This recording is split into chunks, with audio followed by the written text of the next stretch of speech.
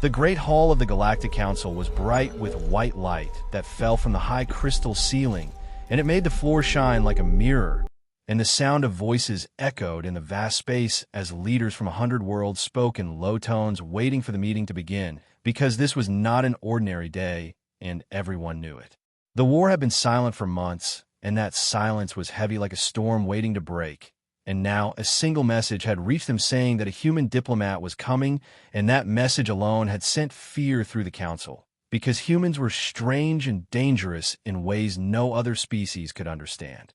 The council expected a fleet or an army or at least an escort of warships, but when the sensors picked up the incoming vessel, the readings made every alien stare at the screens again and again, because the ship was small, very small, and it carried no weapons, no escort, and no signs of military force. And yet it came straight toward the council station without any hesitation. The defense ships scanned it 3 times, then 4, and then 5, because they could not believe what they saw, and every scan showed the same thing: 1 life sign, 1 human, no armor, no hidden tech, nothing at all. The security chiefs argued among themselves, saying this must be a trick because no human would walk into the council alone unless they had a plan that no one could see. The vessel landed in the private docking bay, and the bay was full of guards from different species, each one holding weapons that could burn through steel. But when the ramp opened, they all froze, because the human who stepped out did not look like a soldier. He wore a simple black suit that had no armor and no weapons. He walked with steady steps, and his eyes were calm like deep water, and that calm was more frightening than any weapon. The guards moved closer, scanning him with every tool they had, searching for hidden machines or poison or explosives, but they found nothing, and the more they found nothing, the more afraid they became, because no one comes to the council without protection unless they know something no one else knows, and this human walked like a man who held the fate of a galaxy in his hands. Some guards whispered in their own language, saying, "Why is he alone?" And others whispered, "Maybe he is not alone, maybe a fleet is hiding in the dark, and maybe they will strike if we harm him." And those whispers spread like cold fire through the bay until the air felt heavy with fear, and yet the human only smiled as if he could hear every word, and that smile made them all feel smaller. 2 escorts walked him through the long silver corridors of the station toward the Great Hall, and every step echoed like a drumbeat, and the sound seemed to grow louder as he moved, and the guards around him kept their weapons ready and their eyes wide, because something about him felt wrong, not wrong like evil, but wrong like gravity pulling the wrong way, and they hated that feeling because they were soldiers, and soldiers like to fight enemies they can see and touch, but this enemy was a man with empty hands and a quiet face, and that was worse than any monster with teeth and claws. When the doors of the Great Hall opened, the voices inside fell silent like a wind cut off in the middle of the sky, and hundreds of eyes turned toward the human as he walked forward without fear and without hurry, and the sound of his shoes on the floor was the only sound in that vast place. And the leaders watched him and thought of the war and the battles and the dead, and they wondered what this man had come to say, and why he carried no weapon, and why his steps sounded like the steps of victory. The council chair, a tall being with skin like glass, spoke first, and his voice trembled as he asked, "Where is your guard?" And the human looked at him and said, "I have no guard because I need no guard." And the words were spoken soft, but they hit like thunder, and the leaders looked at one another with confusion and fear, and some laughed to break the silence. But the laugh was weak, and it died quick, because deep inside they knew this was no joke. The human kept walking toward the center of the hall, and the light above him made his face shine like stone, and his eyes were dark and calm, and no one could read them. And that made it worse, because these were leaders who ruled with power and fear, and yet this one man looked at them like kings look at children, and they hated that, but they could not stop him, because no one dared move against him, not yet. He reached the circle of stone where only the most powerful were allowed to stand, and he stood there without asking for permission, because he did not need permission, and for a long breath no one spoke. And then he looked at them all, and he smiled again, and that smile was not warm, and it was not cruel. It was the smile of someone who knows something and who will let you suffer until you ask what it is. And then the human opened his mouth to speak, and every ear leaned forward, because they all felt that these words, whatever they were, would change something deep and wide and terrible, and no one wanted to hear, and yet no one could stop themselves from listening. And when the first words came, they were soft like rain and sharp like knives, and they fell on the hall like the sound of a new world being born. The hall was so quiet that even the sound of the great banners moving in the air felt loud and heavy, and all the alien leaders stared at the human who stood calm in the circle of power, with nothing on him, no armor, no weapon, no army, no shield. And yet he stood like a mountain that no storm could move, and that silence pressed on every mind like a weight they could not throw away. The guards looked to their commanders waiting for orders because their hands shook and their eyes kept moving to the human as if he might explode in a fire without warning, and the commanders gave no orders because they were afraid to admit it, afraid to even speak and break the spell of that strange quiet, because it felt like the air itself was waiting for something big, something they could not stop once it started. The chair of the council tried again, his voice thin like a string pulled too hard, as he said, "You're unarmed, why are you unarmed?" And the human turned his head slow, his eyes dark like deep space, and he said, "Because I do not need weapons to win," and the way he said those words made every leader in that hall feel a cold hand touch their spine, because the words were soft yet they cut like a blade through their pride. One of the warriors from the Iron Clan stepped forward, his body huge and his armor bright with blood marks, and he raised his voice, saying, "This is a trick. No one walks into the council without a guard unless he hides a trap." And the human looked at him and said, "If you think I hide something, you may search me again." And his voice carried no fear, no anger, only calm like the calm before a storm, and that calm was worse than any threat, because no creature who fears death ever sounds that calm. The warrior froze because something in the human eyes made him feel small like a cub before a predator, and he stepped back without speaking, and the council saw it.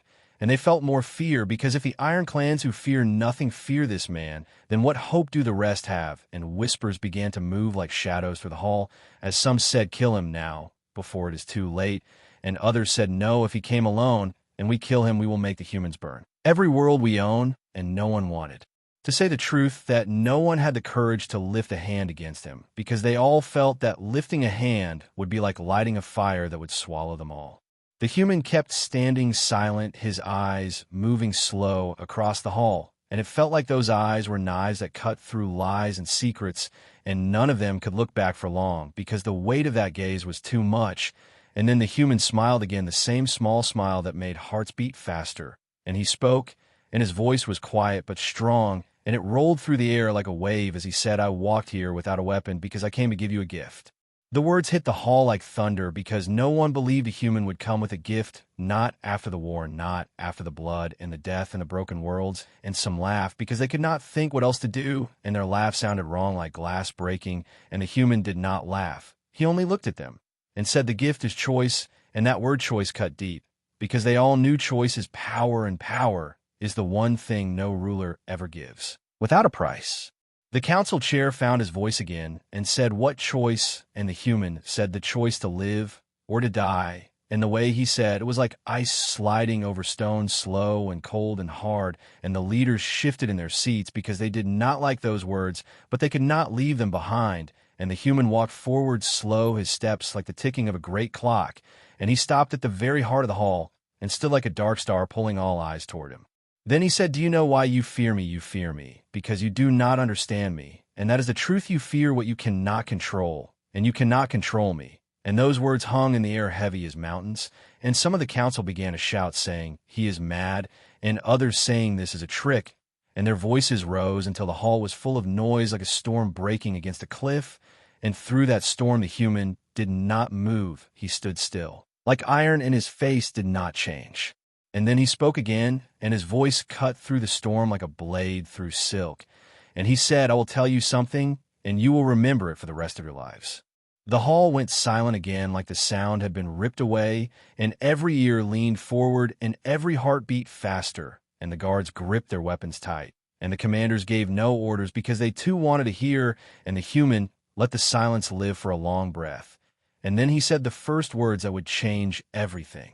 The air inside the great hall felt thick like water, and every sound had died because all the voices, all the whispers, all the small noises were gone, and there was only the human standing in the circle of stone, his hands empty, his face calm, his eyes dark like a deep sky with no stars, and the leaders who ruled the galaxy sat frozen on their high thrones with fear crawling in their hearts like cold worms, because they did not know what this man would say, and they feared the unknown more than death. The guards at the edge of the hall gripped their weapons so hard their claws and fingers shook and sweat rolled down their necks, because they felt something they had never felt before, not anger, not hate, but something worse, something like standing at the edge of a cliff when the wind pushes hard and the ground feels thin and weak, and you know one wrong move, and you fall forever, and that feeling came from a man with no armor and no gun and no blade, and that made it even worse. The human stood silent for one long breath, and then another, and the silence grew so strong it hurt their ears, because it was like the whole station had stopped moving, the air frozen, the walls frozen, the stars outside frozen. And then he spoke, and his voice was soft and smooth like water sliding over stone, but it cut through that silence like a blade. And he said, "Do you know why I came alone?" And no one answered, because no one could, because their voices were gone. Their courage was gone, their words were gone. And he waited, and then he said, "I came alone because your weapons cannot save you." The words hit like fire, burning through fear and pride, and every leader felt the heat, and some of them rose from their seats shouting that this was a threat, and others told them to be quiet, and others called for guards to step forward and take him, and no one moved, because no one dared, because every guard looked at the human and felt that same weight, that same deep wrongness that said, if you move against him, you will start something that cannot be stopped, and so they froze like statues with weapons ready but hands shaking. The council chair slammed a fist on the stone and said, "Explain yourself," and the human turned his eyes to the chair, and those eyes were dark like night without stars, and he said, "I do not need to explain, because you already know." And the chair said, "I know nothing," and the human said, "You know that power is not in guns, not in ships, not in armies. Power is in the mind, power is in the heart, power is in the words that shape thought, and thought shapes the world, and now that power belongs to us." The leaders looked at one another, their faces pale and their breath fast, because they understood some part of his meaning, but not all, and that made them afraid, because fear grows in the dark, and ignorance is the darkest place of all. And the human kept speaking, and his words fell like stones in still water, making rings that spread and spread. And he said, "Your people are tired. They're tired of chains. They're tired of masters. They're tired of fear. They want hope. They want freedom, and we gave it to them, and they took it like a starving man takes bread."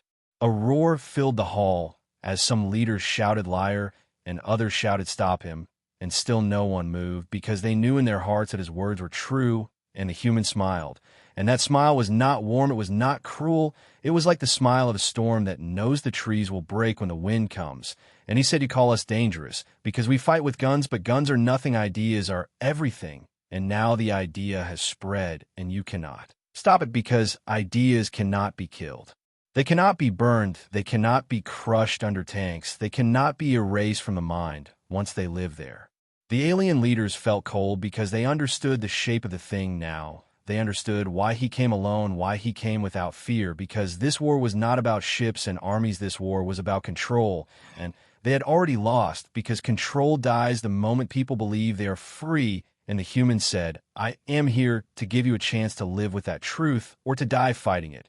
Because if you fight it, you will lose, not tomorrow, not next year, but you will lose, and your fall will be long and full of pain." One of the leaders rose tall and bright, with armor shining like a mirror, and he said, "You speak like a king of ghosts and dreams, but words cannot win wars." And the human turned to him and said, "Words win every war, because every sword begins as a thought, every ship begins as an idea, every empire begins as a dream, and we have given a dream to the galaxy, and it is bigger than you, bigger than me, bigger than all the armies and all the stars, and that dream is growing, and you cannot kill what is already everywhere."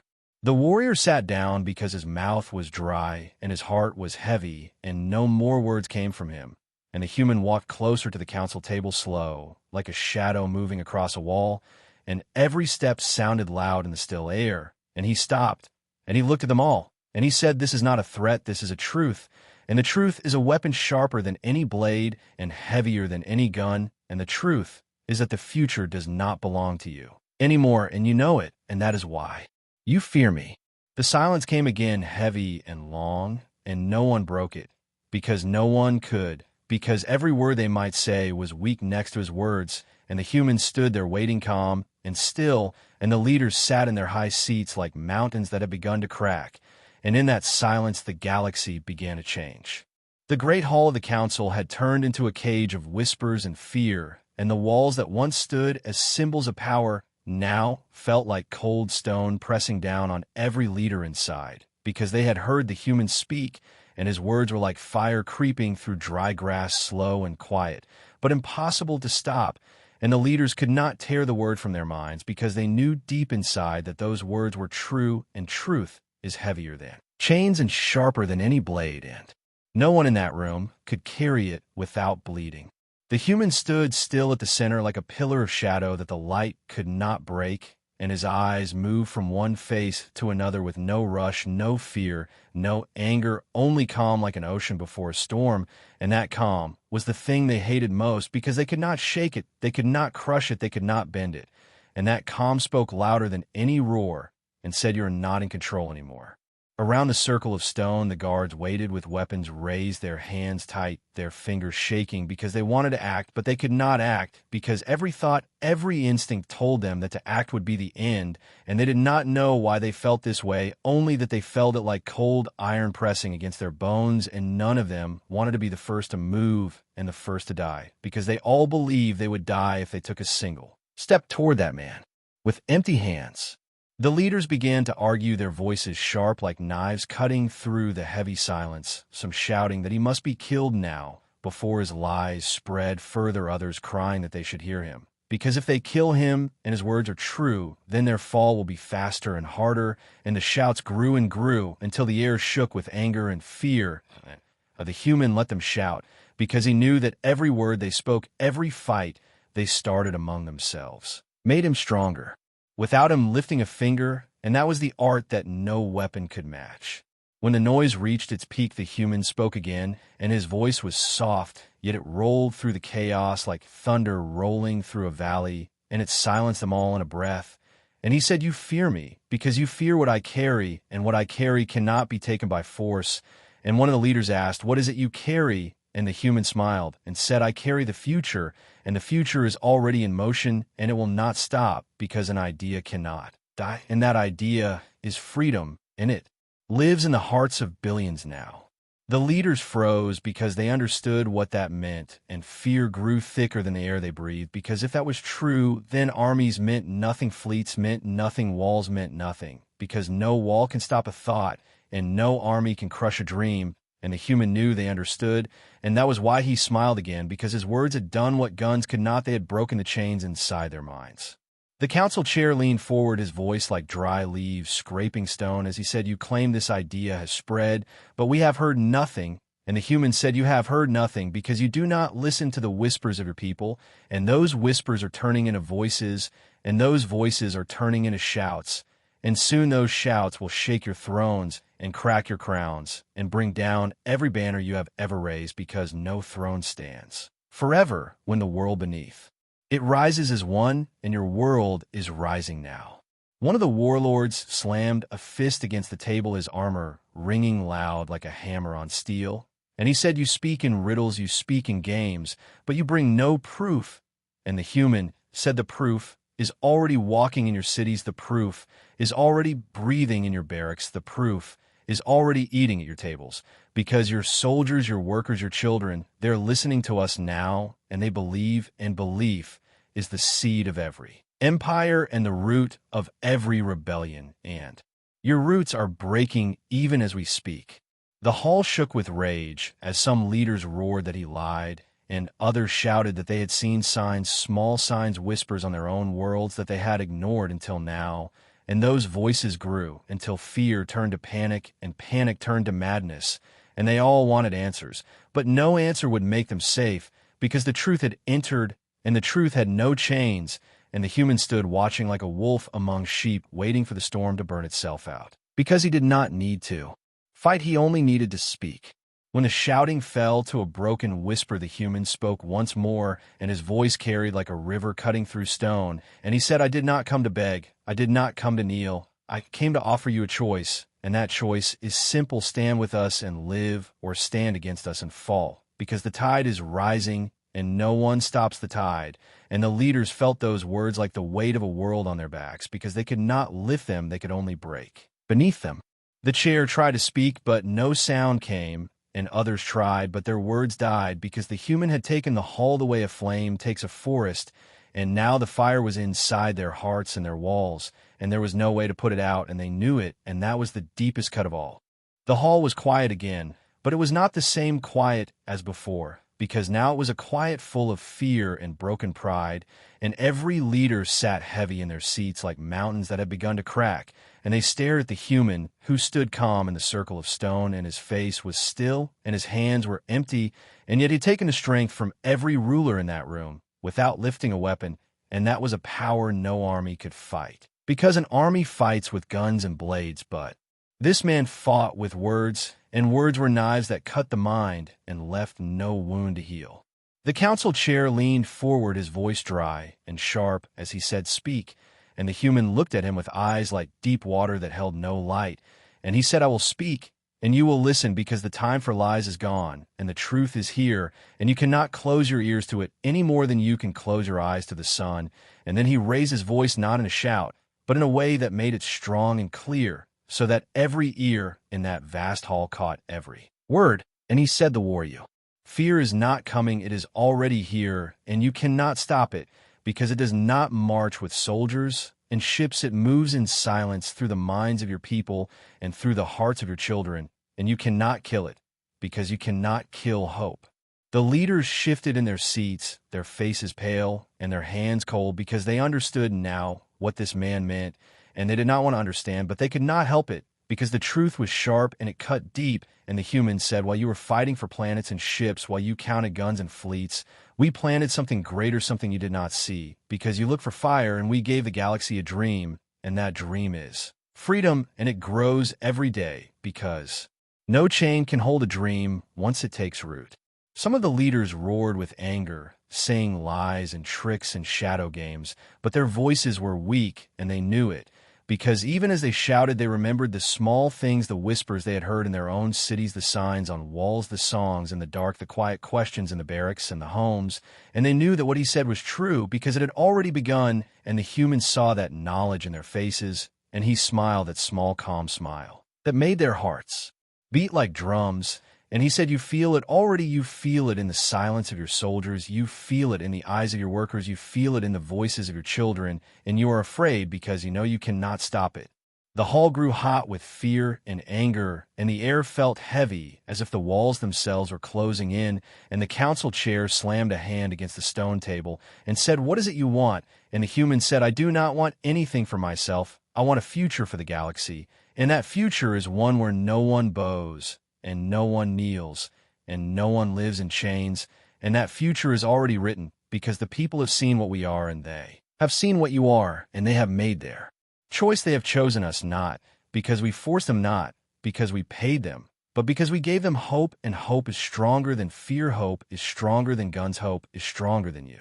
The words struck the hall like lightning, splitting the sky, and the leaders sat stunned, because they had lived their lives ruling with fear, and fear had been their throne and their crown, and now this man said that fear was broken, and they knew it was true, because they felt it in their bones like a crack running through stone. And the human spoke again, his voice steady as the tide, and he said, "I came here to tell you this, because I do not want blood, I do not want fire, I want peace, but peace will come on our terms, because peace without freedom is a cage, and we will break every cage in this galaxy before we bend our necks."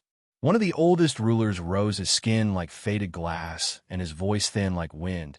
And he said, "If what you say is true, then nothing we do can stop you." And the human looked at him and said, "That is the truth, and truth does not care if you believe it or not. Truth is." And the old ruler sat down with his head low, because he knew the shape of the end when he saw it. And he saw it now in the calm eyes of that man who stood alone, without armor and without fear. The human let the silence grow, and then he said, "I will give you one chance to stand with us, because when the wave comes you can ride it or you can drown, but you cannot stop it." And then he turned and began to walk away, and no one tried to stop him, because they were frozen not by chains, not by guns, but by the weight of his words, because his words had become the future, and the future had no mercy for the old order. And in that silence, as he walked out, the first cracks began to show, not in the walls, but in the hearts of those who ruled, because they knew they were already broken and nothing could make them whole again. The great doors of the hall closed behind the human, and the sound rolled through the chamber like thunder, and then faded into a silence that was deeper than before, because now the silence was heavy with fear and anger, and the smell of something ending hung in the air like smoke after a fire, because every leader in that room knew that nothing would ever be the same after the words they had heard, and that knowledge was like a blade cutting slow and deep. The council chair sat still, his hands shaking against the table that had seen 1,000 years of power, and now felt like an old bone ready to crack, and his eyes moved from one ruler to another, and he saw in their faces the thing he had never seen before, not pride, not greed, not ambition, but fear, real fear, the kind that eats the heart from the inside and makes kings feel like children, and that fear was not born from guns or ships or armies, it was born from words, and that was what made it so terrible, because words could not be killed. Across the hall voices rose again, sharp and loud like stones striking metal, as some leaders shouted that the human must be hunted down and broken and burned to ash, and others shouted that a harm him would bring the wrath of Earth and its allies, and others said nothing, because their minds were not in the hall anymore. Their minds were far away on their home worlds, where they now saw whispers turning into sparks and sparks turning into fire, because they knew the truth that the human had spoken was already alive in their cities and their barracks and their homes, and no blade could cut it out. One of the younger rulers stood, his armor bright like silver and his voice fierce, as he said, "We can still crush them. If we strike now, we gather every fleet, every soldier, every weapon, and we burn their worlds before they grow stronger." And his words roared through the hall like a storm wind, and for a moment some of the others nodded, because the taste of war was familiar, and familiar things feel safe even when they are poisoned. But then another ruler rose, a tall being with skin like stone and eyes like cold fire, and he said, "Crush them if you like, but tell me how you will crush an idea, tell me how you will burn a dream, tell me how you will kill a whisper in the dark, because that is what they fight with now, and you cannot fight shadows with swords." The younger ruler fell silent because he had no answer, and the hall shook with new shouts and new fear, and the council chair struck the table with his hand, and the sound cracked like a whip, and he said, "Silence," and the voices died, because even now they obeyed his command, though they all knew his power was fading like a dying star. And he said, "Listen to me, we stand on the edge of a fall, and if we do not act now, the fall will come, and it will never end." And they all looked at him and waited for words that could save them, but no such words came, because there were none to give. And then the doors of the hall opened, and a messenger ran in, his breath short, his voice sharp as broken glass, as he cried news from the outer colonies. And every head turned, and the messenger fell to one knee and said, "The colonies have risen, they have taken the banners of Earth, they march in the name of freedom." And the hall shook with cries of rage and fear, and the leaders leapt to their feet, shouting that this was treason, this was war, this was the end. And the messenger spoke again, and his words were like arrows striking deep, as he said, "It is not only the colonies, it is the core worlds too. The cities burn with riots, the soldiers turn their guns from us, and they shout the words of the humans. And those words are these: no chains, no masters, no fear." The hall turned wild like a nest of beasts torn open, as rulers screamed and cursed, and some called for fleets, and others called for peace, and others called for death. And the council chair sat still, his eyes empty, because he knew what the human had said was true. The tide had come, and no wall could hold it back. And as the storm of voices tore through the hall, another voice rose, soft but strong, from one of the oldest rulers, and that voice said, "It is over, we have already lost." And those words were like a stone dropped in water, sending rings through every heart, because they all knew it was true, and truth is a weight no one can throw away. The council chair stood, his hands heavy as stone, and he said, "We will not surrender, we will fight." And his voice shook like a blade in weak hands, but no one spoke against him, because no one had the strength, and yet no one believed, because even as he spoke, the doors opened again, and more messengers came with more news of more worlds falling, more soldiers turning, more banners burning, and every word was another crack in the walls of power, and the cracks were spreading fast.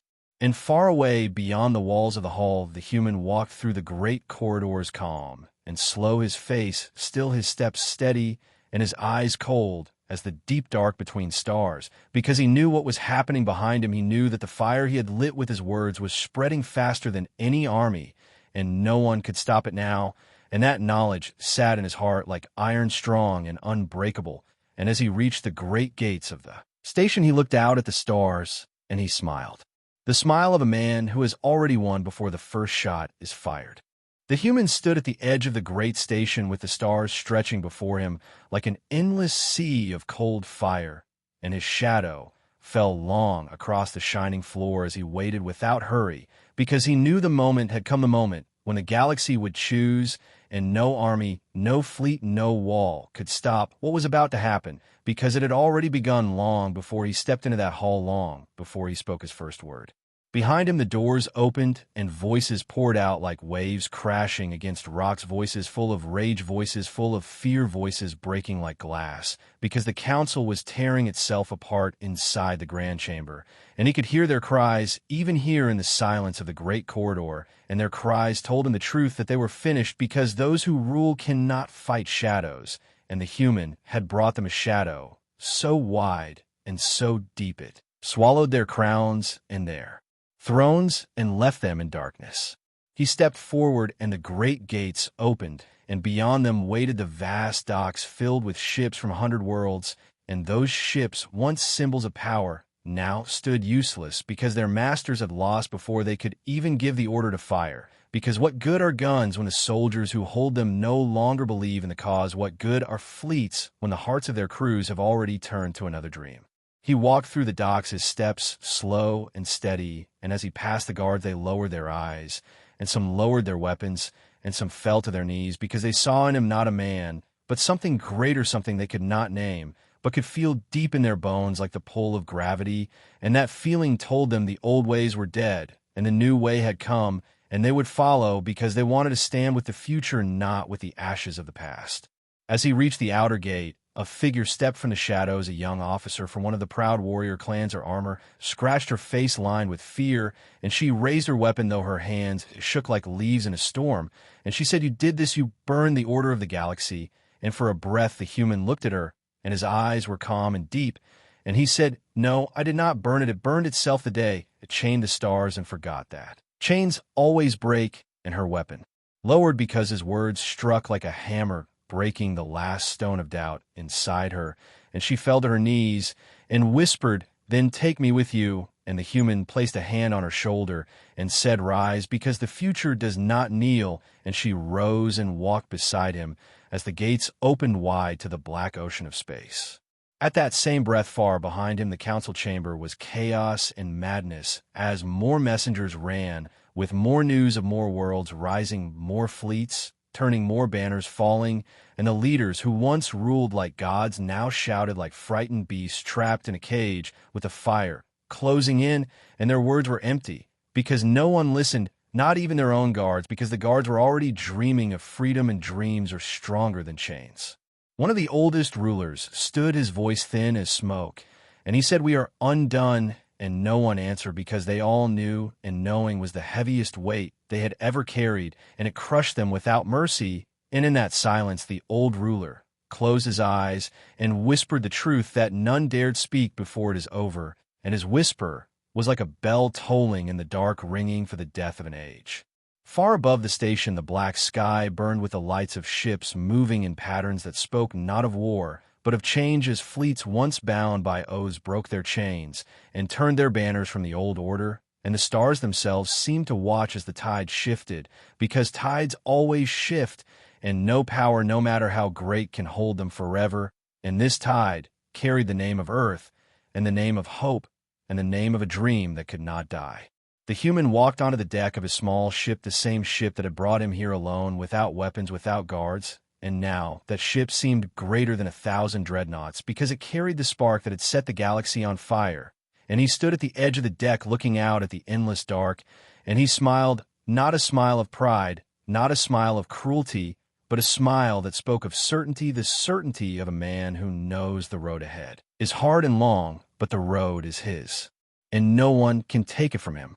The young officer stood behind him, silent, her eyes wide as she looked at the stars and saw them not as cold lights, but as doors opening to something new, and she whispered, "What happens now?" And the human turned his head slightly and said, "Now we begin, because words are seeds, and seeds grow, and when they grow they crack stone, and they split mountains, and they drink the sky, and nothing can stop them." And his voice carried through the air like the promise of a storm that would never end, because storms do not end. They only move, and this storm was moving now through every world, every city, every heart. And as the engines of the small ship came alive with a low hum that sounded like the breath of a sleeping giant, the human spoke one last time, not to the officer, not to the crew, not even to himself, but to the stars. And he said they thought I needed weapons, but the sharpest blade is an idea, and now the galaxy bleeds, and from that blood will rise a world where no one bows, and no one breaks, and no one fears, and the stars seem to answer with their silent light as the ship rose and turned and vanished into the endless black, carrying with it the future.